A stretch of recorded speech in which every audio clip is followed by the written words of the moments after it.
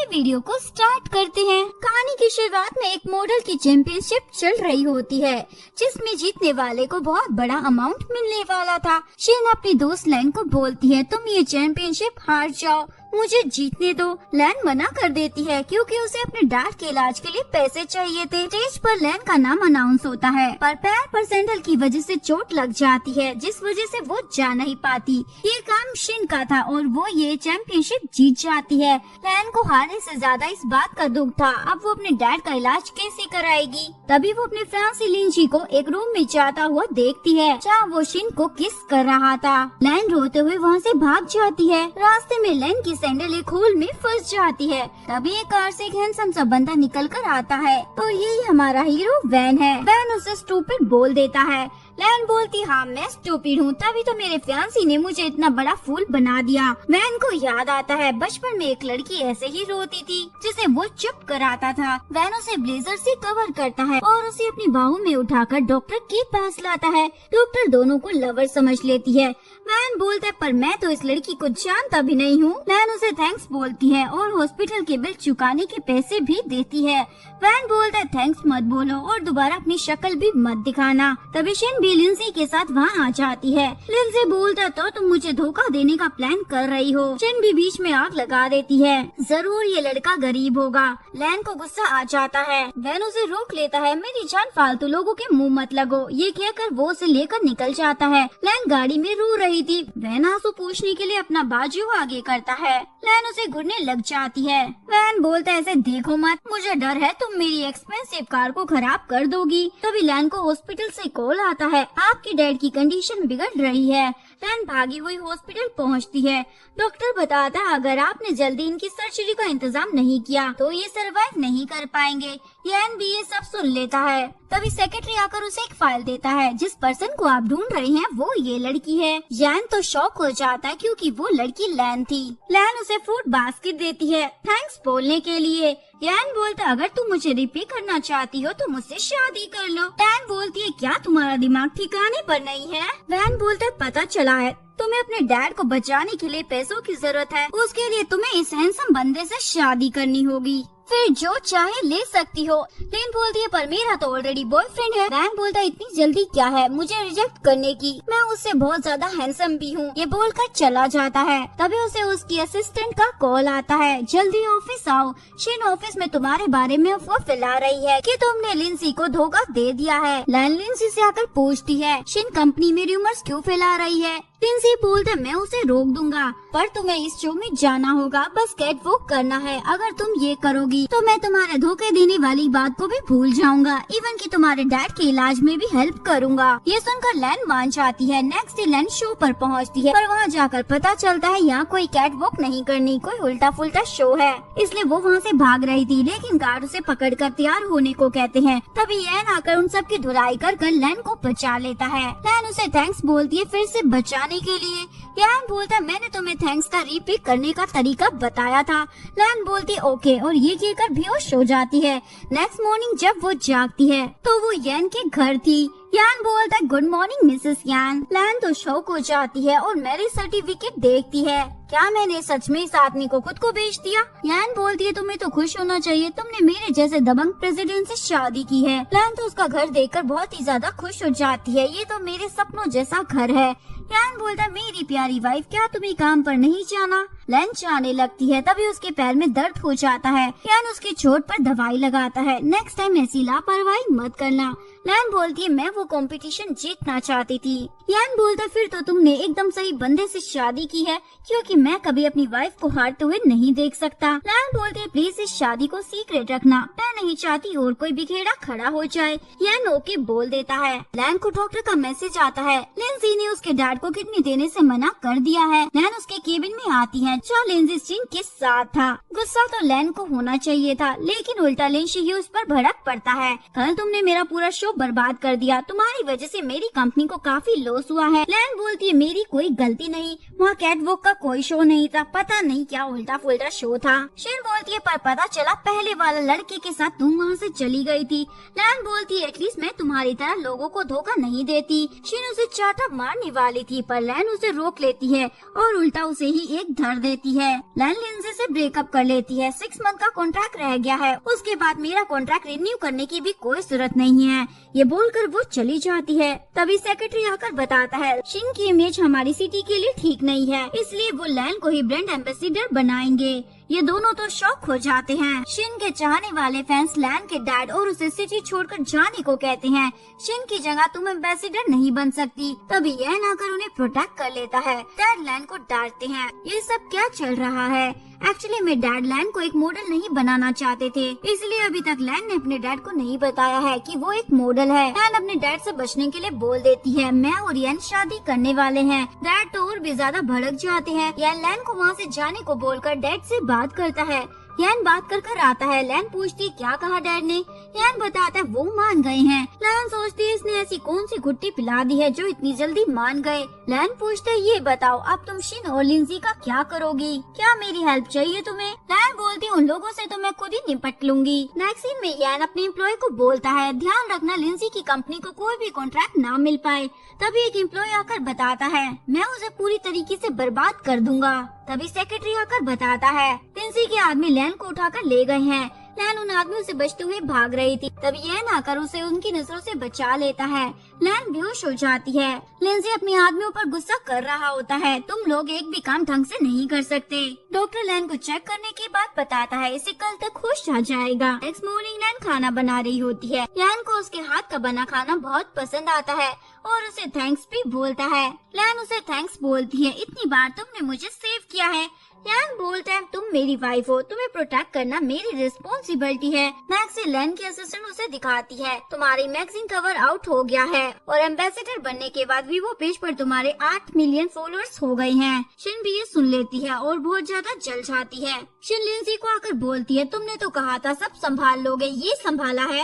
लिंजी बोलता है क्या करूं, कंपनी में पैसों की प्रॉब्लम हो गई है, कोई भी हमारे साथ काम नहीं करना चाहता। इवन की जो कॉन्ट्रैक्ट थे वो सारे भी कैंसिल हो रहे हैं। तभी सेक्रेटरी आकर उन्हें एक और बैड न्यूज देता है कंपनी के सारे आर्टिस्ट कॉन्ट्रैक्ट टर्मिनेट करना चाहते हैं। ये सब सुनकर ये दोनों तो शॉक में आ जाते हैं। तभी लिंजी को लोन वालों का कॉल आ जाता है। लिंजी बोलते है मैं जल्दी सारा लोन चुका दूंगा और बाद में बोलते अगर तुम मुझे ये लड़की ला कर दे दोगे तो मैं तुम्हें छोड़ दूंगा। लैन अपने असिस्टेंट से फोन पर बात कर रही थी। तभी कुछ लोग आकर उसे उठाकर ले जाते हैं। लैन की असिस्टेंट ये बात यान को कॉल कर बता देती है। यान तुरंत अपने लोगों को उसका पता लगाने को कहता है। ये सारा किया धरा लिंजी का था।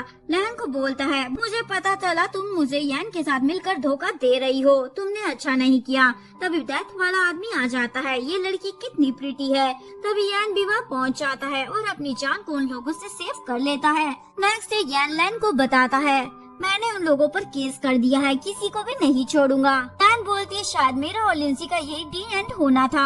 तभी उसे लिंजी का कॉल आता है मैं बिल्डिंग की टॉप पर खड़ा हूँ। लैन तुरंत वहाँ के लिए जाने वाली थी। यान बोलता है मैं भी तुम्हारे साथ जाऊंगा, लेकिन लैन उसे किस कर बोलती है तुम फिक्र मत करो, मुझे कुछ नहीं होगा। ये कहकर लैन निकल जाती है। लैन तो किसके बारे में सोचकर खुश हो रहा था। इधर लैन जब तक पहुँचती है तब तक लिंजी अपना काम तमाम कर चुका था। सिन सारा ब्लेम लैन पर ही डाल देती है। अब मेरे करियर का क्या होगा? तभी जिन की मोम वहाँ आती है और उसे ही चाटा लगा देती है। लैन को समझ नहीं आता उसकी मोम उसे चाटा क्यों लगा रही है। यान लैन को वहाँ लेने आता है। मोम उसे देखकर बोलती है ये तो यान कंपनी का प्रेसिडेंट है। शिन तो शॉक हो जाती है, यानी ये लड़का गरीब नहीं है अमीर है। एक सीन में दिखाया जाता है लैन एक फैशन शॉप में रैंप वॉक कर रही थी। सभी लोग उसकी ब्यूटी से इम्प्रेस हो जाते हैं और बहुत ही ज्यादा तारीफ करते हैं। यान तो ये सब देखकर बहुत ही ज्यादा प्राउड फील कर रहा था। इस फैशन शो के बाद उसके पास बहुत सारे ऑफर आने लगते हैं। लैन तो बहुत ज्यादा खुश हो जाती है। नेक्स्ट से यान अपने ऑफिस में काम कर रहा था। तभी उसे लैन का कॉल आता है और तुरंत हॉस्पिटल बुलाती है। एक्चुअली में डैड को किडनी डोनर नहीं मिल रहा था। यान लैन को शांत करता है चिंता मत करो, जरूर कोई डोनर मिल जाएगा। इधर शिन का तो दिमाग खराब हो रहा था। तभी हैन हॉस्पिटल में शिन की मोम को देख लेती है, लेकिन शिन की मोम उसे देखकर छुप जाती है। इधर शिन तो गुस्से से पागल हो जाती है, क्योंकि कोई भी कंपनी उसके साथ कॉन्ट्रैक्ट साइन नहीं करना चाहती थी। अगर आपको वीडियो अच्छी लगी हो, प्लीज मिस्टर यान लैन को इंटरनेशनल फैशन शो के लिए अच्छे से तैयारी करने को कहता है।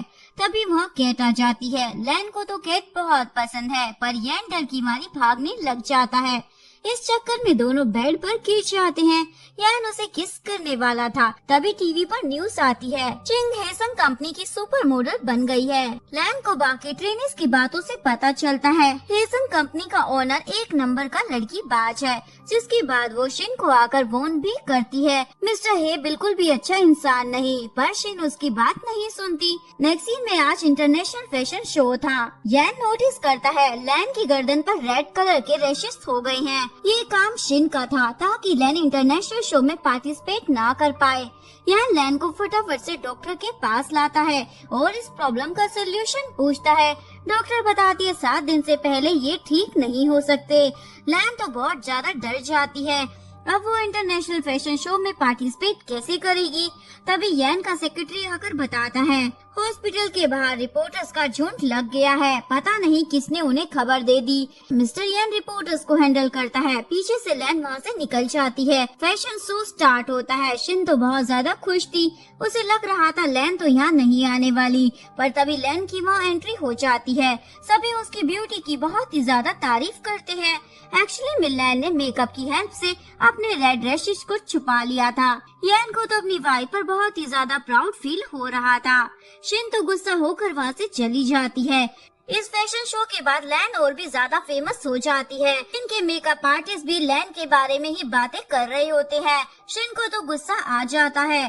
कुछ दिनों के बाद शिन की मोम लैन के पास आकर बोलती है काफी टाइम से मेरा शिन से कांटेक्ट नहीं हो पा रहा है, प्लीज मेरी हेल्प करो, तुम उसकी अच्छी दोस्त हो ना। लैन ओके बोल देती है और शिन के अपार्टमेंट में उसे देखने जाती है। एक्चुअली में शिन को कंपनी से निकाल दिया गया था, क्योंकि कोई भी उसे पसंद नहीं कर रहा था, और ऊपर से हेसन कंपनी के ओनर मिस्टर हे ने उसे धोखा दे दिया था, यानी शिन प्रेग्नेंट थी। यान उसे अपने साथ चलने को कहती है। तुम्हारी मोम को तुम्हारी चिंता हो रही है, पर शिन तो उल्टा उसे चाटा लगा देती है। तुम्हारी वजह से ही मेरी लाइफ बर्बाद हुई है। लैन सैड होकर अपने डैड से मिलने हॉस्पिटल आती है। वहाँ शिन की मोम उसके डैड का ध्यान रख रही थी। लैन पूछती है आप दोनों का क्या रिलेशनशिप है। मोम उसे सब सच बता देती है। लैन रोते हुए घर पहुँचती है। मिस्टर यान उसे सैड होने की वजह पूछता है। लैन बताती है शिन की मोम ही मेरी बायोलॉजिकल मोम है। यान बोलता है चिंता मत करो, मैं तुम्हारे साथ हूँ, और दोनों का किस चल ही रहा था कि तभी लैन को शिन का कॉल आता है, प्लीज मेरी हेल्प करो। एक्चुअली में मिस्टर हे ने शिन को किडनैप कर लिया था और उसका काम तमाम करने वाला था। तभी लैन और यान वहाँ पहुँच जाते हैं। यान सभी की धुलाई करता है। दोनों मिलकर शिन को वहाँ से बचा लेते हैं। जैसे ही वो होश में आती है, शिन लैन से माफी मांगती है और रोने लग जाती है। लैन बोलती है तुम मेरी बहन हो, मैं तुम्हारी मदद करूंगी एक न्यू लाइफ स्टार्ट करने में। शिन बोलती है लेकिन अब मैं सिर्फ अपनी मोम के साथ एक सिंपल लाइफ जीना चाहती हूँ। लैन उसके डिसीजन से बहुत ज्यादा खुश होती है। बेस्ट मॉडल का अवार्ड जीतने की खुशी में लैन बहुत ही ज्यादा पी लेती है। मिस्टर यान उसे रोकता है तो लैन उसके साथ फ्लर्ट करने लग जाती है। क्या खुशी में आप पी भी नहीं सकते? यान बोलता है बिल्कुल मेरी जान, तुम तो सब कुछ कर सकती हो, और उसे किस कर देता है। नेक्स्ट सीन में लैन एक एडवर्टाइजमेंट के लिए ऑडिशन देने आती है, लेकिन जजेस उसे रिजेक्ट कर देते हैं। हमें 22 साल की यंग लड़की चाहिए। लैन सेट हो जाती है। यान उसे एक डायमंड का एक्सपेंसिव सेट देता है। एड के कॉन्ट्रैक्ट को छोड़कर चैरिटी के शो पर ध्यान दो। नेक्स्ट चैरिटी इवेंट में उसी नेकलेस की बोली लगाई जाती है, जिसे एडवर्टाइजमेंट का डायरेक्टर खरीद लेता है और लैन को बोलता है तुम्हारी चॉइस बहुत ही अच्छी है, क्या तुम हमारे एडवर्टाइजमेंट में काम करना चाहती हो? लैन तो खुश हो जाती है, यानी उसका काम बन गया।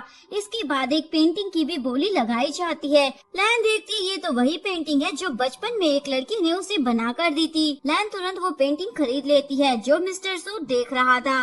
नेक्स्ट यान को पता चलता है उसका को स्टार मिस्टर सू है। मिस्टर सू यान को बोलता है क्या तुम्हें वो पेंटिंग इतनी ज्यादा पसंद आई थी कि खरीद ली? ये सुनकर लैन को लगता है बचपन वाला लड़का कहीं यही तो नहीं है। फैंस को लैन और सू का कपल पसंद आ रहा था, जो देखकर मिस्टर यान तो जल रहा होता है। यान उसे बोलता है तुम्हारी शूटिंग खत्म होने के बाद इस सिटी से हम कहीं दूर चलेंगे। लैन बोलती है मैं नहीं जा सकती, मेरे डैड हॉस्पिटल में हैं। यान उसे किस कर बोलता है कभी कभी अपने हस्बैंड के बारे में भी सोच लिया करो। नेक्स्ट सीन में लैन एक पार्टी अटेंड कर रही थी, सो भी उस पार्टी में था। यान भी अपनी चाइल्डहुड दोस्त चैंग के साथ वहाँ आ जाता है। यान अपनी वाइफ को वहाँ देखकर शॉक हो जाता है। लैन तो जानबूझकर अपने पति पर कोल्ड ड्रिंक गिरा देती है और फिर उसे रूम में चलने को कहती है। चलो मैं तुम्हें कपड़े देती हूँ। चैन यान के चिपकने लग जाती है। तुमने जानकर नहीं गिराई होगी और यान को रूम मैं दिखा दूंगी। तभी सू आकर बोलता है मेरी गर्लफ्रेंड को परेशान क्यों कर रहे हो। ये सुनकर यान को तो गुस्सा आ जाता है, मेरी वाइफ को अपनी गर्लफ्रेंड बता रहा है। घर आकर लैन अपने पति के लिए परेशान हो जाती है। पता नहीं वो लड़की मेरे पति के साथ क्या क्या कर रही होगी, ये सोचकर उसे कॉल करती है। तभी अचानक से यान आकर उसके साथ फ्लर्ट करने लग जाता है। लैन उसे रोकती है। यान बोलता है आज तो तुम्हें पनिशमेंट मिलेगी, तुम मेरे सामने किसी और की गर्लफ्रेंड बनने का प्रिटेंड कर रही थी, तुम्हारी इतनी हिम्मत कैसे हो गई।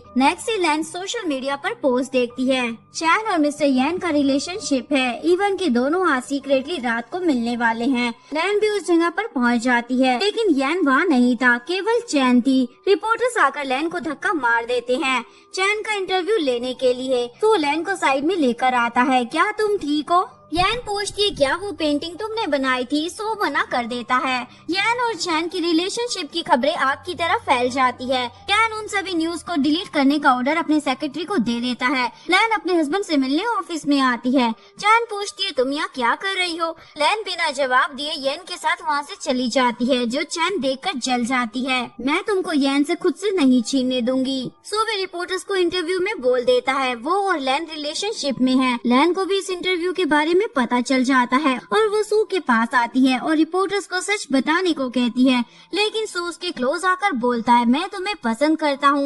एक फोटोग्राफर इनकी ये क्लोज वाली फोटो क्लिक कर लेता है। चैन वो फोटो एडवर्टाइजमेंट के डायरेक्टर को दिखाकर बोलती है तुम इसे अपनी एड से निकाल दो, पर वो नहीं मानता। मिस्टर येन को ये सारी बातें पता चल जाती है। ये सारा किया धरा चैन का है, तो चैन से इस बारे में पूछता है, लेकिन चैन तो अपना ड्रामा करने लग जाती है। मैं तुमसे बहुत ज्यादा प्यार करती हूँ, इसीलिए मैंने ये सब किया। मिस्टर येन इग्नोर कर चला जाता है। एक फोटोग्राफर ने उनकी फोटो क्लिक कर ली थी। चैन ने उसे ऐसा करने को कहा था। वो फोटोज न्यूज में लीक हो जाती हैं। यान इन फोटोज को देख लेती है और जंगल में अकेले बैठकर रो रही थी, क्योंकि उसे लग रहा था लिंची की तरह येन ने भी उसे धोखा दे दिया है। तभी येन आकर उसे एक ब्रेसलेट दिखाता है। लैन को याद आता है बचपन में उसने उस लड़की को ये दिया था। लैन समझ जाती है यानी बचपन वाला लड़का यही है। येन बोलता है जब मैंने तुम्हें पहली बार देखा था तभी मैंने तुम्हें पहचान लिया था। लैन उसे दूर हटाती है, लेकिन तुम तो चैन से प्यार करते हो ना? यान बोलता है मैंने हमेशा एक ही लड़की को चाहा है, वो सिर्फ तुम हो। ये कहकर उसे किस करता है। नेक्स्ट सीन में लैन फोटो शूट कराने के बाद यान की केबिन में आती है। दोनों का रोमांस चल रहा था, तभी एक एम्प्लॉय वहाँ आ जाती है। यान बोलता है हम दोनों सिर्फ स्क्रिप्ट को लेकर डिस्कशन कर रहे थे। नेक्स्ट लैन लिफ्ट में आ रही थी, लेकिन वो लड़की उसे मना कर देती है, लिफ्ट फुल हो गई है। तभी मिस्टर येन वहाँ आकर उन सभी को लिफ्ट से निकाल देते हैं। वो लैन को अपने साथ लिफ्ट में ले जाती है। वो लड़की देखती रह जाती है ये सब क्या चल रहा है। इसके बाद शूट के दौरान एक एम्प्लॉय सभी के लिए आइसक्रीम लाता है। लैन मैंगो आइसक्रीम उठा लेती है। सभी एम्प्लॉय बातें बनाने लग जाते हैं, तुम एक मॉडल हो, मैंगो आइसक्रीम कैसे खा सकती हो? येन आकर बोलता है मेरी वाइफ को जो पसंद है वो खाएगी, तुमको इससे क्या?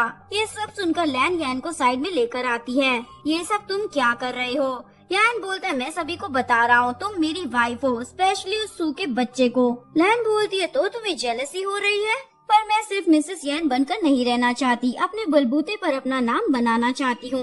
यान बोलता है ठीक है मैं दोबारा ऐसा कभी नहीं करूँगा, पर मेरी एक कंडीशन है। सीन कट होता है। मिस्टर यान लैन को अपनी फैमिली से मिलवाने लाता है और यही उसकी कंडीशन थी।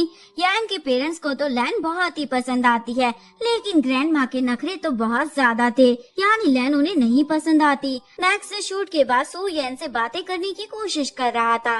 लैन बोलती है अच्छा रहेगा अगर तुम उससे दूरी बनाकर रखोगे। तो उसे डिनर पर इनवाइट करता है। लैन तो मना कर देती है, लेकिन वो इंसिस्ट करता है, इसलिए उसे हाँ बोलना पड़ता है। ये सब मिस्टर यन भी देख रहा था।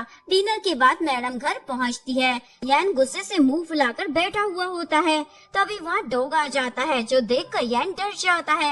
यन बोलता है, पहले तो तुम दूसरे आदमियों के साथ डिनर कर आती हो और अब घर पर कुत्ता ले आई मुझे मरवाने के लिए। लैन बोलती है, मुझे क्या पता था तुम्हें बिल्ली की तरह कुत्तों से भी डर लगता है। यन ड्रामा करने लग जाता है, तुम अपने पति को मारने की फिराक में हो ना। नेक्स्ट से यन सू को आकर बोलता है, लैन से दूर रहो, मुझे सब पता है तुम्हारे दिमाग में क्या कचरा चल रहा है। तो बोलता है, लगता है तुम भी उसमें इंटरेस्टेड हो, चलो फिर कंपटीशन करते हैं, लड़ने वाली क्या बात है। यन बोलता है, देखो ये तो मेरी ऑलरेडी वाइफ बन चुकी है, दूसरी लड़कियां तुम्हारा वेट कर रही हैं, उन पर जाकर चांस मारो। ये बोलकर चला जाता है।